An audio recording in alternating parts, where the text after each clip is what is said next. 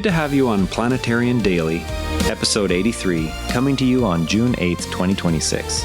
Let's get into today's research and health developments. Acetylcholine surges in the brain when expected rewards fail, prompting mice to switch strategies in a virtual maze. Researchers tracked mice in a virtual maze and observed that the absence of an expected reward triggered a rapid increase in acetylcholine release.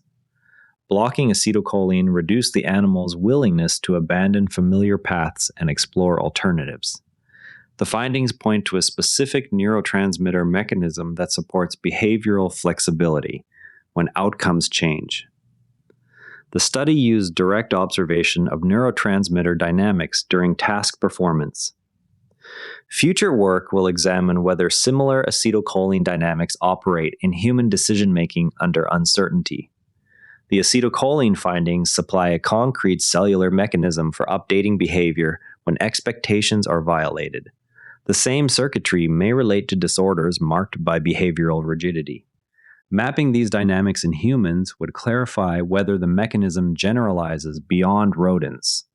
What behavioral or imaging markers might reveal analogous acetylcholine activity during human decision-making under changing rewards? From one reward-related brain signal to another dietary factor that also influences long-term brain health. Most people hear nitrate and picture a single harmful compound to avoid in water or cured meats. In reality, the same molecule behaves differently depending on its dietary origin. Right now, as you eat a salad, nitrate from leafy greens is converted by oral bacteria into nitric oxide that supports vascular function. The same nitrate swallowed from processed meat or contaminated water follows different metabolic routes that can form compounds linked to oxidative stress.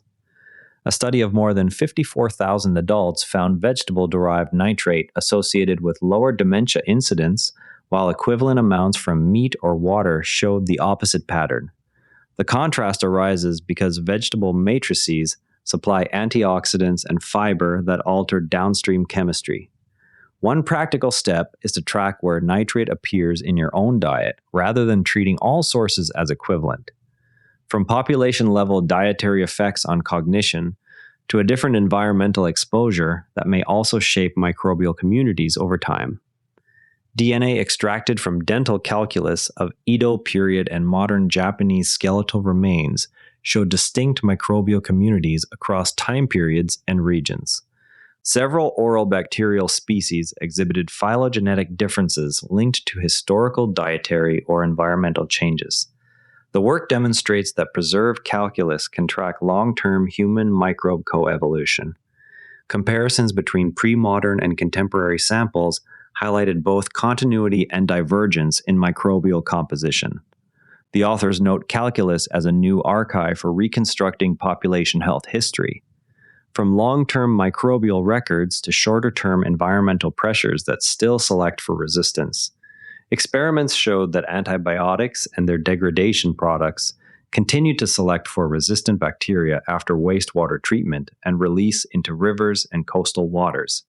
Resistance genes persisted and spread even at concentrations below typical detection thresholds for the parent compounds.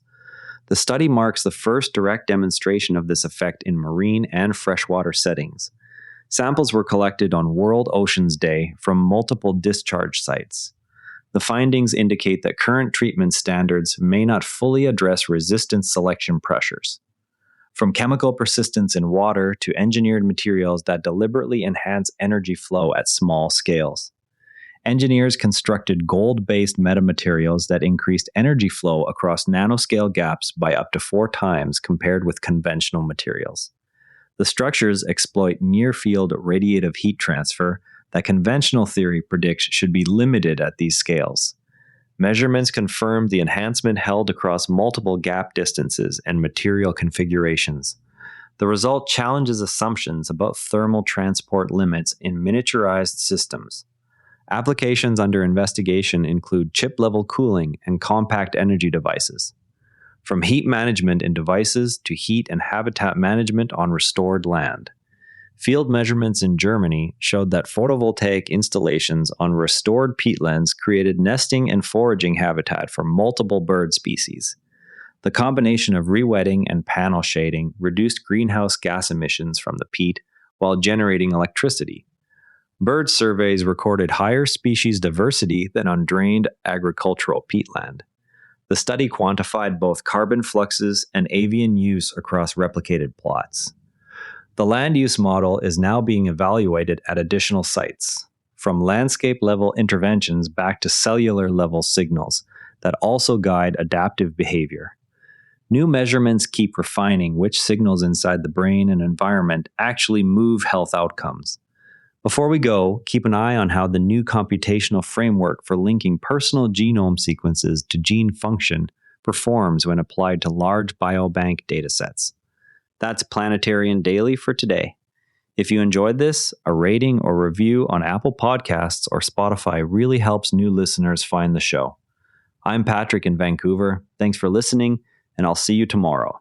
And before you go, this show is part of the NARA Network, a family of daily podcasts covering tech, science, markets, and more.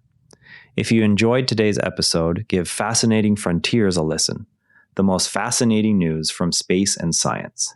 You can explore the whole lineup at naranetwork.com.